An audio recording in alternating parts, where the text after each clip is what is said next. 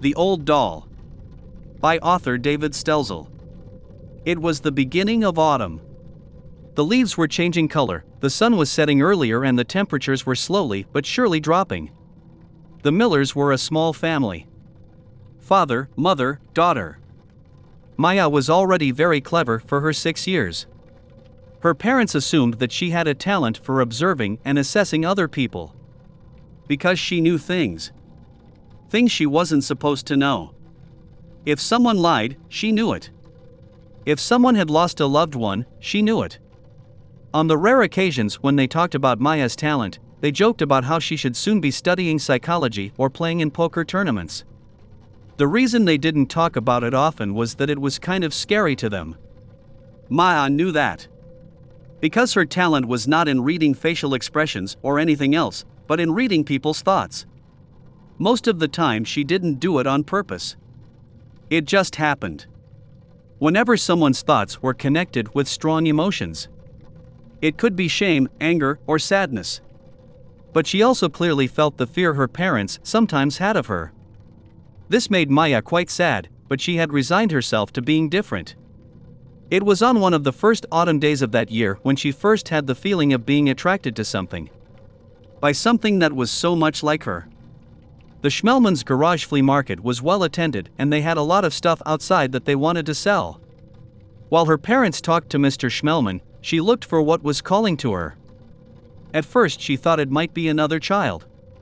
But when she realized the call was coming from a box of odds and ends, she ticked it off. After all, it would have been too good to have a real friend like her. Still, she rummaged in the box and eventually found something that was almost as good. It was a doll. She wore a white old dress, had red cheeks and long blonde hair. On her dress she had a little pin with a smiley face and the words Teen Peace. And the best thing was that Maya could hear her. She kept saying, "I'm Isabella. I love you."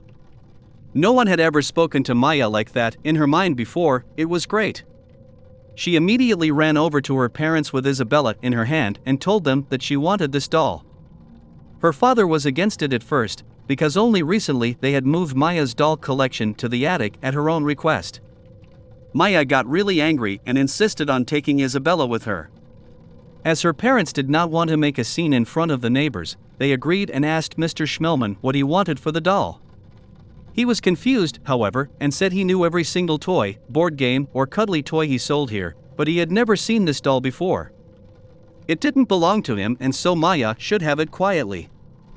The little girl was overjoyed and took the doll home with her. Mr. Schmelmann was also happy. He had really never seen this doll before, but felt somehow uncomfortable in its presence. At home, Maya looked for a suitable place for her new friend. Maybe on the shelf? Or on the windowsill? No. I want to be with you. Maya cringed as she heard the angry words in her mind. She didn't like Isabella grumbling at her like that, so she put them on the shelf for now. When Maya went to sleep later and looked over at Isabella, all she heard this time was "I love you." That calmed her down a little and she quickly fell asleep. That night she had bad nightmares. She dreamt that she was attacked by a swarm of mosquitoes that sucked her dry until there was not a drop of blood left inside her. Drenched in sweat, she woke up in the middle of the night. When she slowly opened her eyes, she saw Isabella sitting on her chest, staring at her.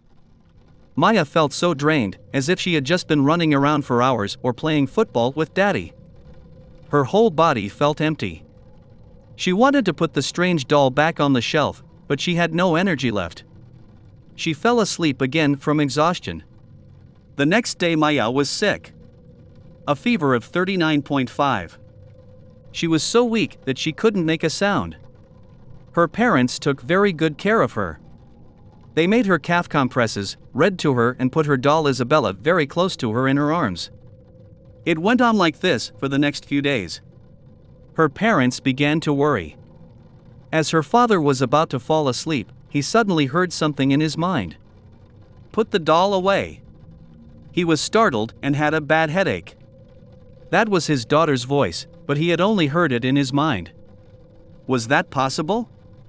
After all, they had suspected that there was something going on with Maya beyond a talent. He woke his wife to talk to her about the doll. She woke up and sleepily asked him what the doll was doing in bed with him. And there it was, at the foot of the bed. Isabella. Her cute eyes were now shining red. Maya woke up.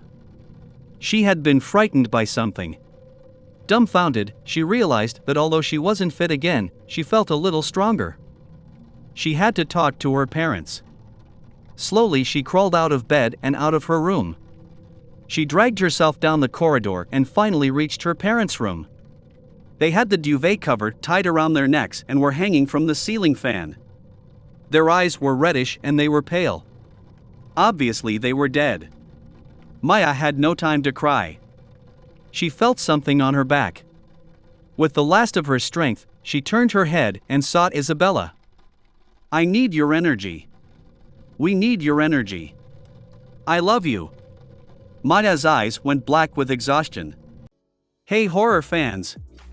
Subscribe to my channel if you like my self-written story universe.